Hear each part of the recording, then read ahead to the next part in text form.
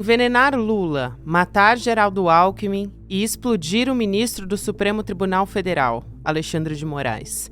Generais, coronéis e almirantes do Exército Brasileiro, todos postos de alta patente, tramaram secretamente contra a democracia para impedir que Lula fosse empossado em janeiro de 2023. A tentativa de me envenenar, eu e o Marco, não deu certo, nós estamos aqui. Ao todo, a Polícia Federal indiciou 37 pessoas por tramar contra a democracia e planejar a morte de autoridades. O principal deles é o ex-presidente Jair Bolsonaro, que disputou e perdeu as eleições em 2022. O ex-ministro da Casa Civil e da Defesa, Braga Neto, também está entre os indiciados, assim como também ex-ministro e general Augusto Heleno. Entre os civis estão o presidente do PL, Valdemar Costa Neto, o deputado federal Alexandre Ramagem e o ex-ministro da Justiça, Anderson Torres. Sexta-feira, 22 de novembro de 2024.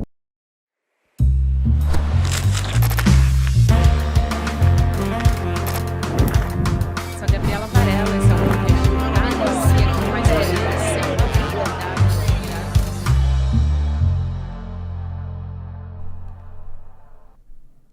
Olá, seja muito bem-vindo, seja muito bem-vinda. Eu sou a Gabriela Varela e esse é o videocast Em Detalhes.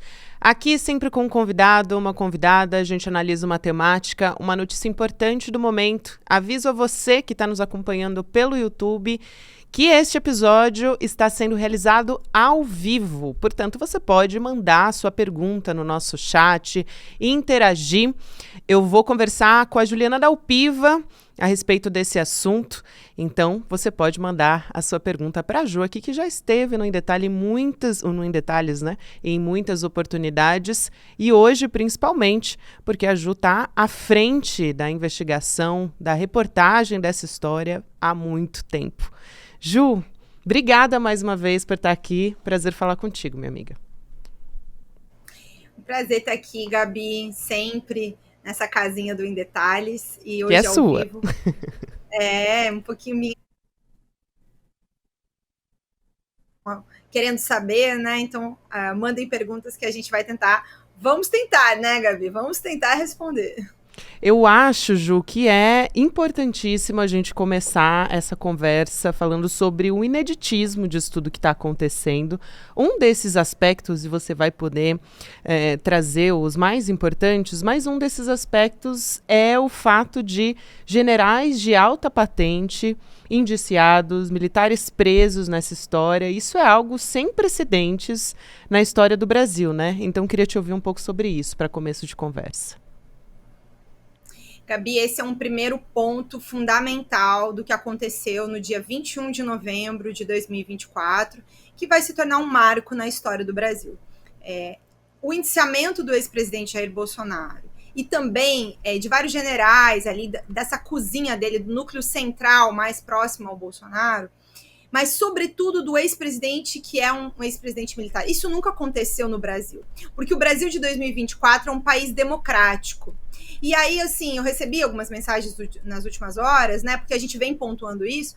É importante deixar claro, gente, o Brasil de 2024 tem instituições, tem uma Constituição, está fazendo valer a lei dentro de um processo de investigação com direito à defesa, que durou mais de 2 anos.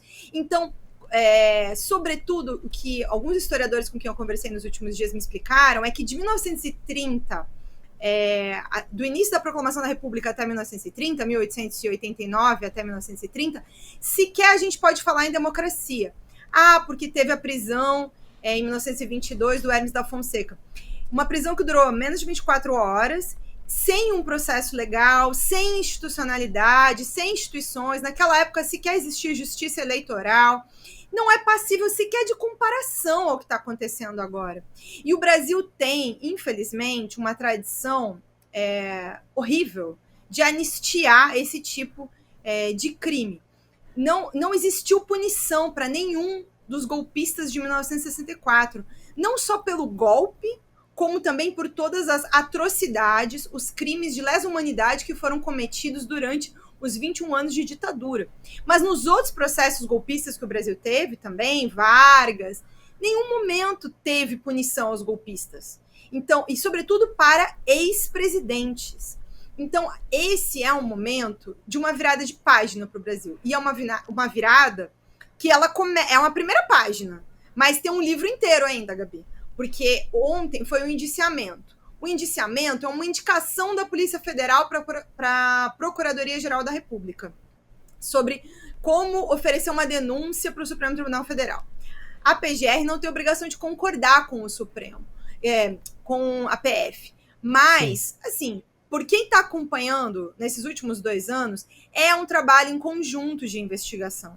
Então, eu acredito que essa denúncia vai ser muito próxima do que a Polícia Federal está entregando, em termos de número de indiciados, talvez amplie esse número, a gente até está esperando isso, os denunciados, na próxima semana deve ter novos indiciamentos, a gente fala disso daqui a pouco, mas esse número que já chegou para a PGR, ele deve se ampliar, e a PGR deve seguir os moldes, as linhas centrais de tudo que a PF coletou. Eles não estão trabalhando totalmente à parte um do outro. Então, esse que aconteceu ontem é um primeiro passo. Agora, daqui até o julgamento de uma ação penal, criminal, contra o Bolsonaro por causa do golpe, da tentativa de golpe de 2022, a gente ainda tem que acompanhar. E aí também é um momento em que o Brasil vai ter que enfrentar essa tradição de anistia para ir reafirmando esse processo inédito que se inaugura a partir da conclusão da investigação. Muito bem, tem muitas perguntas chegando por aqui. Quero agradecer a participação de todos que estão nos acompanhando, Ju. E a principal delas, assim, muita gente perguntando a respeito de prisão preventiva. Então, acho importante a gente trazer esse esclarecimento, principalmente, eu acho que na figura do Walter Braga Neto, né? Onde a reunião se realizou, foi na casa dele, o planejamento do assassinato, isso tudo foi revelado pela Polícia Federal. Agora, ele não foi preso, diferente dos demais militares que estavam nesse planejamento de execução. Então, vamos lá, acho que vale a pena explicar, até porque o Mauro Cid, segundo você revelou na sua coluna, também trouxe novos elementos envolvendo o Braga Neto nessa história. Então, por que não há prisão preventiva? Importante esclarecer, e quais são os elementos jurídicos que são necessários para isso acontecer? Gabi, essa é uma pergunta muito importante, um agradecimento ao chat por fazer ela, e me permite explicar uma série de coisas. A primeira é que eu apurei é que a Polícia Federal pediu a prisão na terça-feira de todas as pessoas que estavam diretamente implicadas e das quais já se tinha prova na terça-feira sobre a execução, né, do plano, da tentativa de tentar, né, matar o presidente Lula, o Geraldo Alckmin e o ministro Alexandre de Moraes. Então, todo mundo que estava diretamente ligado e que se localizou, identificou provas disso, teve a prisão preventiva solicitada pela Polícia Federal na terça-feira. O que aconteceu ontem? O Braga Neto, na terça-feira, o que a Polícia Federal tinha era a confirmação de que a reunião onde começaram a planejar esse punhal verde-amarelo, com inclusive a previsão dos assassinatos, na casa do Braga Neto. Mas o tanto de conhecimento e envolvimento que o Braga Neto tinha ainda era uma dúvida, até a terça-feira. O Cid, por ter omitido essa informação, ficou em xeque. A delação dele, os benefícios dele ficaram sob risco. E ele foi chamado a depor de novo, e ontem ele depôs perante o ministro Alexandre de Moraes. E ele garantiu os benefícios, o que significa que ele falou sobre essa situação que me parece ser a mais grave do inquérito inteiro, da apuração inteira, o que mais grave surgiu foi isso. Então, o que se sabe de ontem para hoje, que eu consegui apurar, é que ele o Cid falou que o Braga Neto acompanhou o monitoramento das autoridades, ajudou na formulação desse plano, e essa é uma outra informação extremamente relevante que a gente já publicou desde ontem à noite, que o Cid também citou o Jair Bolsonaro como alguém que tinha conhecimento do plano golpista. Eu não consegui apurar se ele também citou que o Bolsonaro sabia que dentro desse plano havia um planejamento de assassinato. O que eu sei concretamente, Gabi, para falar que vou repetir até, é que o Cid citou que o Bolsonaro sabia do plano golpista dos Kids Pretos. E essas informações, e mais uma série, né, foi um depoimento de 3 horas, garantiram a delação do Cid. Agora, tentando responder a questão da prisão preventiva.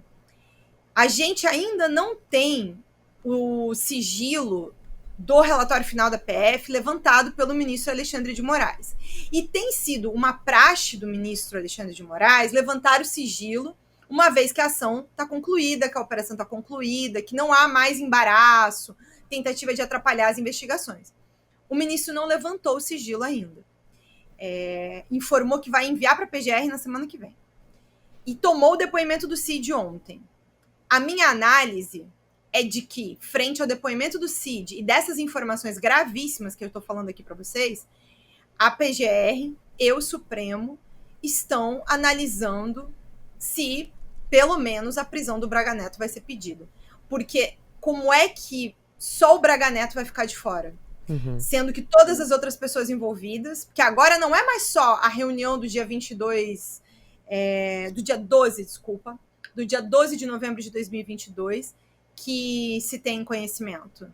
Também tem o depoimento do Cid, dando detalhes disso.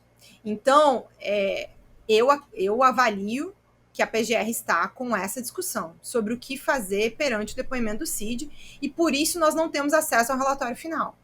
Então, as próximas horas, Gabi, são horas de tensão, são dias de tensão, daqui até semana que vem.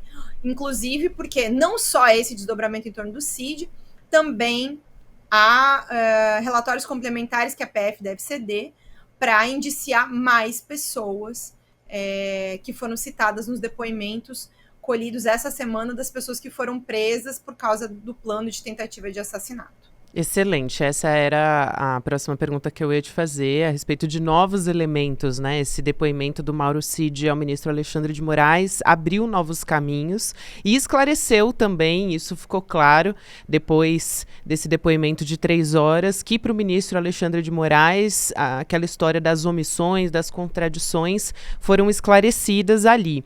Agora, eu acho que vale a pena a gente pensar daqui para frente também, né, Ju? Então, quando a denúncia deve ser feita, pensando que a gente já está chegando no final do ano, né? Isso deve acontecer já no início de 2025, pelo que você tem conversado, apurado com as fontes, já que também a gente vai ter o recesso do judiciário muito em breve, a gente já está quase entrando em dezembro, e depoimentos que essa semana geraram desdobramentos também, se outros indiciamentos acaba atrasando um pouco essa questão das denúncias ou não.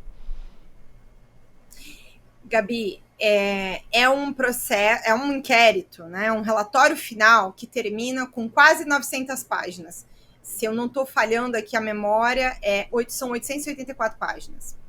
Então, a PGR precisa se debruçar sobre elas para oferecer um documento de denúncia para o Supremo Tribunal Federal. É bastante complexo e erros nesse processo não são permitidos. Qualquer mínima falha, vírgula, vai ser usada para uma tentativa de nulidade. Então, já existia uma cautela da PGR, porque toda vez que tem uma operação, a PGR participa, porque a PF não pode pegar um mandado de busca e apreensão sozinha. Ela solicita a PGR solicita ao Supremo, o ministro Alexandre de Moraes autoriza, porque ele é o relator da investigação. Então, a PGR vem acompanhando essas investigações, não é como se ela não soubesse nada. Mas, ao mesmo tempo, o todo do inquérito só está chegando à PGR agora. Então, eles vão olhar com calma e me parece razoável que não se ofereça tão rápido uma denúncia. Porque, para fazer uma comparação aqui, né, de um outro caso que é bastante complexo, que é o caso do assassinato da vereadora Marielle Franco, que foi conduzido pela PF e como tem réu com foro no Supremo, ficou com a PGR a denúncia. Levou um mês e meio para essa denúncia surgir entre o momento da prisão, o dia da conclusão do inquérito e a denúncia do Chiquinho, do Domingos Brazão, do Rivaldo Barbosa. Então, se nesse caso já estava assim, esse outro que envolve muito mais gente, bastante complexo, não me parece sequer uma surpresa que a PGR precise mais de um mês. Hoje é 22 de novembro, então falta um mês para o Natal e vai ter o recesso do Judiciário. Não sei se o Supremo vai operar em plantão. Acredito que a PGR vai trabalhar nesse período, não vai que vão tirar folga, sabe? Pelo que eu soube, tanto Polícia Federal e PGR estão trabalhando nas últimas semanas ininterruptamente, inclusive fins de semana. Então, é muito trabalho mesmo. E é melhor que se ofereça um documento concreto, que não deixe margem para dúvida e nem erro. E aí, se isso vai ficar para janeiro, fevereiro, acho que não me parece anormal. Eu acho que está dentro do razoável. Eu acho isso importante porque tem muita gente aqui falando a respeito do Paulo Gonet, do PGR. E isso é algo que sempre aparece, né, Ju, nessas nossas conversas sobre o pronunciamento, né, o posicionamento do Paulo Gonet nessa história. E eu acho que o que você disse responde essas perguntas aqui, como o do Israel Soares, o Cláudio Simon aqui no nosso chat, também falando, eu tenho uma preocupação com a temporalidade desse processo judicial, enfim, e a gente está num caminho para uma próxima eleição, mas é isso que você disse, né? Foram reunidos diversos elementos para que se tenha uma materialidade para a gente ter uma resposta, né? Como você disse, qualquer mínima falha pode ser usada contra, pode ser usada para pedir uma nulidade. Então, eu acho que isso responde à pergunta dessas pessoas aqui. E também, com a conclusão do inquérito da Polícia Federal, a gente pode ter um pouco da individualização, né, explicar um pouco da individualização das condutas nessa investigação. Então, a gente tem 37 indiciados, muitos militares, dentre eles, né, e uma divisão, vamos dizer assim, de tarefas nesse núcleo golpista. Então, foram identificados núcleos nessa história. Eu queria que você explicasse um pouco sobre eles. Eu vou citar aqui rapidamente, mas você pode explicar muito melhor do que eu, esses 6 núcleos, que são de desinformação, como, por exemplo, ataque às urnas eletrônicas, o núcleo responsável também por incitar os militares, o jurídico, operacional e o de inteligência paralela. E falta também o mais importante, talvez o mais grave, que é o de cumprimento de medidas coercitivas, que seria aquele de responsabilidade para assassinar, para neutralizar, como a Polícia Federal utilizou, os golpistas, melhor dizendo, utilizaram e a Polícia Federal reproduziu no relatório, né? Mas seria de responsabilidade desse núcleo. Então, você pode explicar um pouco, Ju, como é que isso acaba recaindo, né, na individualização dos crimes dessas pessoas envolvidas? Essa é uma observação importante que você faz, Gabi, sobre esses 6 núcleos, que é uma coisa que a gente já vem, digo a gente, porque eu trabalho muito com o Igor Mello, né, que trabalha comigo na coluna, olhando para esses dados dos autos. Todas as vezes que tem operação, a gente lê os documentos com muita atenção. E já estava claro na documentação da investigação, que era pública, que a Polícia Federal olhava para essa organização criminosa que foi apontada no relatório final, com núcleos que tinham diferentes tipos de ação. Então, eles se distribuíam de maneiras a cumprir funções diferentes.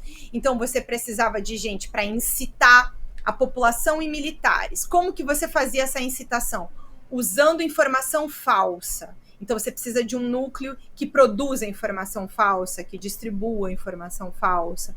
E aí você precisa de um núcleo jurídico que pense as tais minutas golpistas, né? Foram encontradas pelo menos 2. Uma na casa do ex-ministro da Justiça, o Anderson Torres, uma outra no celular do próprio Mauro Cid. E aí, ali a gente já vê digitais do Bolsonaro, que é um documento que vai e volta com algumas mudanças. Dentro dessas minutas se falava no tal decreto de estado de defesa, até em prisão do Alexandre de Moraes e do ministro Gilmar Mendes. afastamento da justiça eleitoral, enfim, tinha uma série de medidas de exceção, golpistas, para usar o discurso preparado junto às informações falsas de que as urnas eletrônicas eram fraudulentas e o Bolsonaro tinha ganhado a eleição e tinham roubado os votos dele. E não tinha como comprovar isso, porque as urnas não permitem auditoria, o que é mentira. Existe auditoria do sistema eletrônico. E aí também esse núcleo operacional para a execução das ações mais extremas, violentas. E esse é um aspecto central que a gente precisa pontuar muito nessa conversa aqui, nesse diálogo que a gente está para falar sobre a investigação do golpe, da tentativa de golpe de 2022. Este golpe pretendia ser violento.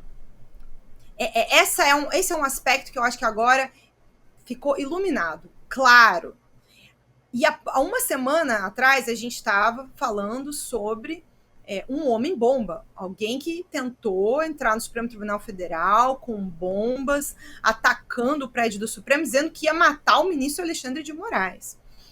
Mas, só para a gente recolocar aqui no episódio da tentativa de golpe, a tentativa de golpe, o plano Punhal Verde e Amarelo, seria executado no dia 15 de dezembro. Naquela semana, no dia 12, o prédio da Polícia Federal foi atacado. Brasília já vivia uma tensão enorme. Já também conviveu ali com homens-bomba naquela semana.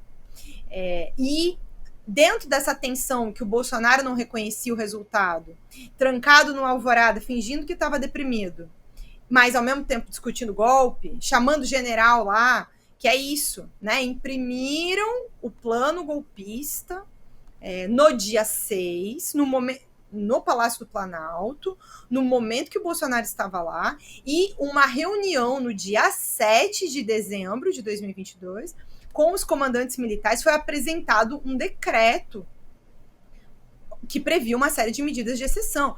Então, tem uma série de eventos jurídicos, uso de informação falsa, e também de acionar forças para medidas violentas. O que eles pretendiam era bastante violento. Inclusive, podia até acarretar em mortes de simpatizantes do Bolsonaro. Porque como é que você vai controlar a possibilidade de explosão, né?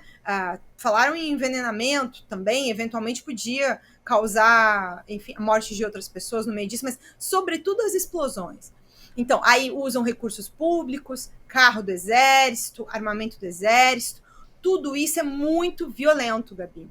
As pessoas precisam ter noção do que estava vindo por aí, do grau de violência. Vou repetir pela enésima vez aqui, porque eu acho que não dá para perder isso, sabe? Foi uma tentativa de golpe com planejamento de assassinato e explosões. Então, assim, controlar o tamanho da tragédia que poderia ter vindo a partir disso é até difícil de calcular para saber quantas pessoas poderiam ter sido atingidas em função disso tudo. Sim. E aqui acabo me lembrando do Rio Centro aqui, né? Em função disso. Então, há uma tradição militar golpista de usar a bomba para atacar pessoas e a seu próprio custo para manutenção do poder, sem levar em consideração que podem matar civis, pessoas que não têm absolutamente nada a ver sequer com essas discussões. Ju, a gente está no minuto final e muita gente pergunta também a respeito do Bolsonaro, né? Eu quero trazer um pouco de como o Bolsonaro tem reagido desde que a operação da Polícia Federal foi deflagrada. Ele reagiu com um ataque direto ao ministro Alexandre de Moraes. O que é diferente da postura do Bolsonaro algumas semanas atrás, quando ele tinha a intenção de conseguir uma anistia, né?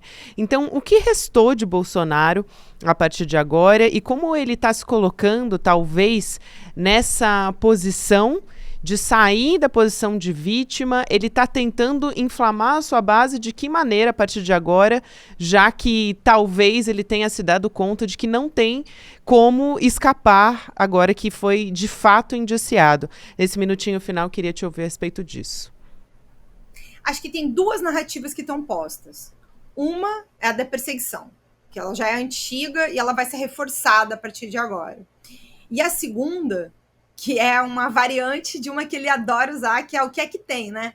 O que tem fazer uma tentativa de golpe? O que tem comprar imóvel com dinheiro em espécie? Qual o problema de pensar um assassinato? Qual o problema? Pensar em matar alguém, como é? Assim, a declaração da semana, para mim, é a do Flávio Bolsonaro. Sim. Todo mundo já pensou em matar alguém. Quem nunca pensou nisso? Né?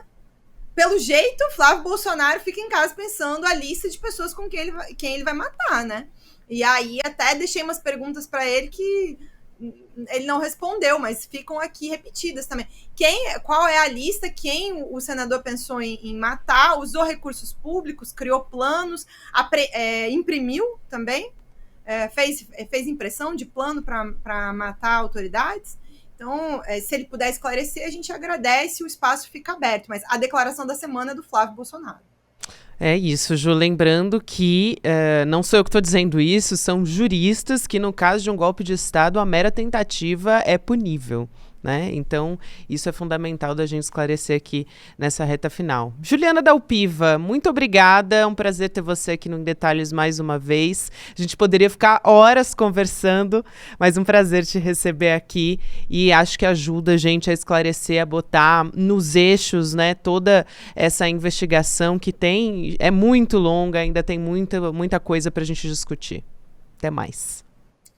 Até, um beijo aqui para nossa comunidade do ICL e a audiência do Em Detalhes.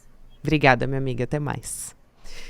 Gente, vamos falar também sobre uma novidade do ICL, que é a nossa pós-graduação? Vamos lá, então, conquista mais esperada e muito pedida aqui pela nossa comunidade. Vem aí, em parceria com a FESP São Paulo. É um curso que é a cara do ICL, então ICL pós vai ser uma formação crítica, revolucionária, essencial para entender o Brasil do jeitinho que a gente gosta, né?